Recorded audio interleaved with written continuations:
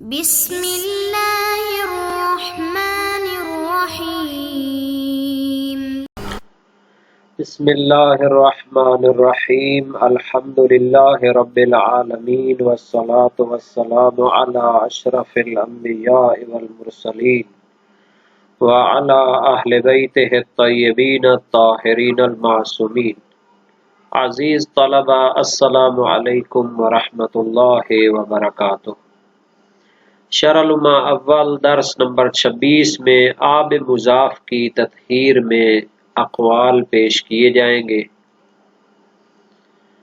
اس درس کے مطالب کا خلاصہ یہ ہے کہ آب مضاف اگر نجس ہو جاتا ہے اور اس کی تطہیر کرنا مقصود ہے، اس کو پاک کرنا چاہتے ہیں، تو اس کا ایک مشہور نظریہ تھا کہ کس طرح اس کو پاک کیا جائے، اور اس میں شیخ طوسی اور علامہ ہلی کا جو نظریہ ہے وہ یہاں پر پیش کیا جائے گا، اور شہید ثانی نے ان نظریات پر جو تبصرہ فرمایا ہے اور اپنی تحقیق اس پر پیش کی ہے اس کو بھی ذکر کیا جائے گا۔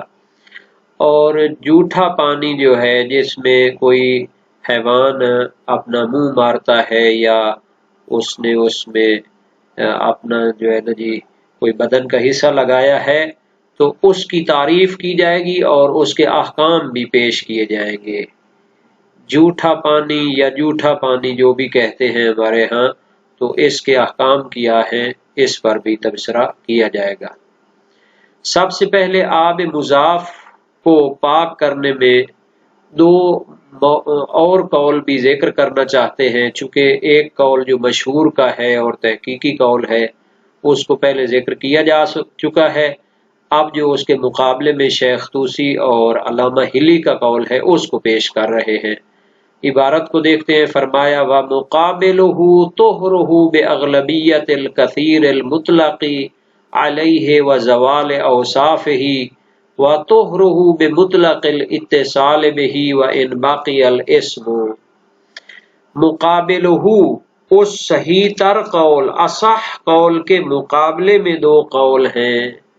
ایک یہ ہے طہرہ کہ آب مضاف نجس پاک ہو جائے گا بے اغلبیت الکثیر المطلق علیہ، جب آب کثیر مطلق اس پر غالب آ جائے، اس کے ساتھ قر کو جب ملائیں اور وہ اس پر غالب آ جائے تو پھر وہ کیا ہوگا؟ پاک ہو جائے گا۔ وَزَوَالِ أَوْصَافِهِ، اور اس کی جو تبدیلی ہوئی تھی وہ بھی ختم ہو جائے، اس میں رنگ بو ذائقے کی جو تبدیلی ہوئی تھی، اس کے اوصاف میں جو تبدیلی ہوئی تھی، تغیر تھا، وہ بھی ختم ہو جائے، اور آب قر کثیر مطلق اس پر غالب آ جائے تو پھر وہ کیا ہے؟ پاک ہو جاتا ہے۔ اس میں شرط نہیں ہے کہ وہ بالکل آب مضاف ہونے سے نکل جائے اور وہ آب مطلق بن جائے، حالانکہ صحیح تر جو قول تھا شہید اول کا، جو اس کا نظریہ تھا، اس میں تھا کہ آب کثیر مطلق اس کے ساتھ ملایا جائے تو آب مضاف نجس اس وقت پاک ہوگا جب وہ مکمل طور پر کیا ہو جائے؟ آب مطلق بن جائے، آب مضاف ہونے سے خارج ہو جائے۔ لیکن شیخ طوسی علیہ رحمہ فرماتے ہیں کہ فقط اس کے ساتھ آب قر کثیر ملا دیں، اور وہ جب آب مضاف پر غالب آ جائے گا اور اس میں جو نجاست کے ذریعے تبدیلی ہوئی تھی رنگ بو ذائقہ میں وہ ختم ہو جائے تو بس وہ آب مضاف کیا ہو جائے گا؟ پاک ہو جائے گا۔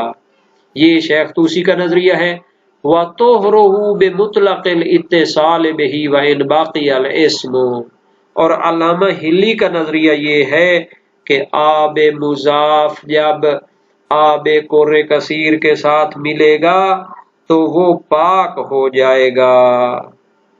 وَإِنْ بَقِيَ الْإِسْمُ، اگرچہ کہ اس کا جو آب مضاف والا نام ہے وہ باقی رہے۔ تو اس طرح جو ہے نا جی وہ کیا کرتے ہیں؟ فرماتے ہیں کہ آب قر کثیر اس کے ساتھ ملا دیں، چاہے آب مضاف پر وہ غالب ہو یا نہ ہو، خواہ مضاف کا نام اس پر صادق آئے یا نہ آئے، بس یہ ہے کہ جب آپ نجس آب مضاف میں آب قر کثیر ملا دیں گے تو پھر وہ پاک ہو جائے گا۔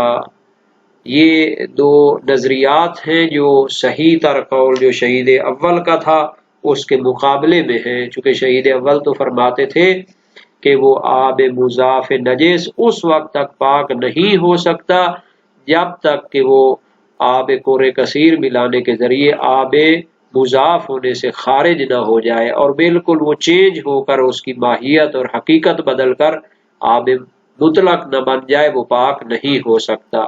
لیکن ان علماء نے جو ہے نا جی اس طرح تحلیل کی ہے۔